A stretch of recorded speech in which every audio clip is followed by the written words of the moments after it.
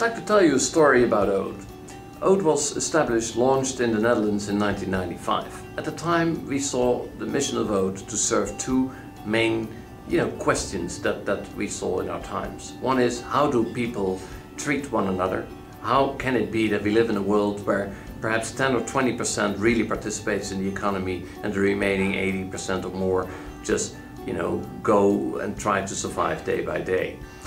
And the other question was, how can we assure that we treat the environment, the planet that we live on, in a better and more sustainable way? At the time, in one of our first issues that we published in 1995, we had a long article about a man in Bangladesh in Asia who had found an interesting new, if you like, solution to treat and fight poverty. He had come up with an idea, what he called microcredit. He was distributing small loans to very poor people, and these poor people then, with these loans, could more successfully trade and become merchants and build a better life for themselves and their children.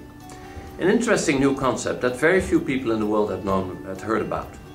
We wrote about it, and we saw over time more and more people writing, and many magazines writing that same story. And we saw that that story was traveling the world.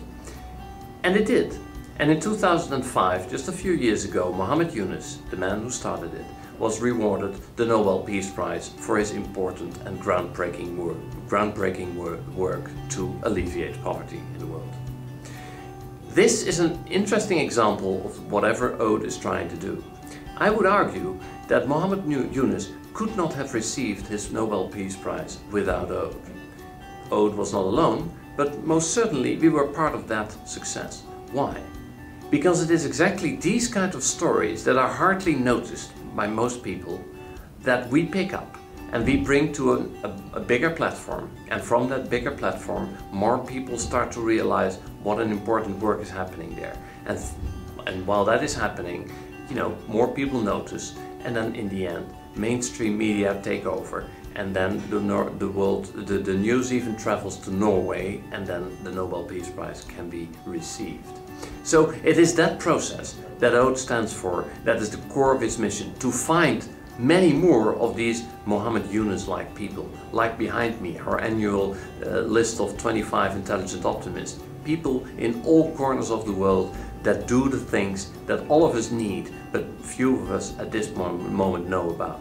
But if we know whatever their solutions are to make the world a better place, a greener place, a healthier place, a more fun place, a more just place, a more sustainable place. But if we would know these stories, many more people could embrace these stories, and if that would happen, ideas and dreams would become realities even faster and even more than is already happening.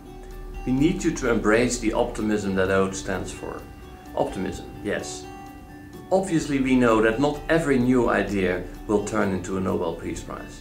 But we need to look at whatever is possible first, and we need to look at, from an optimistic perspective, that a new idea can become a reality. It's again much our mindset that also determines the outcome there. If we believe in progress, and if we believe that we can change the world for the better, then we will do so.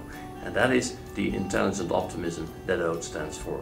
Thank you so much for your support. Please continue to read Ode and let us know what you like and what you don't, and stay in touch with us.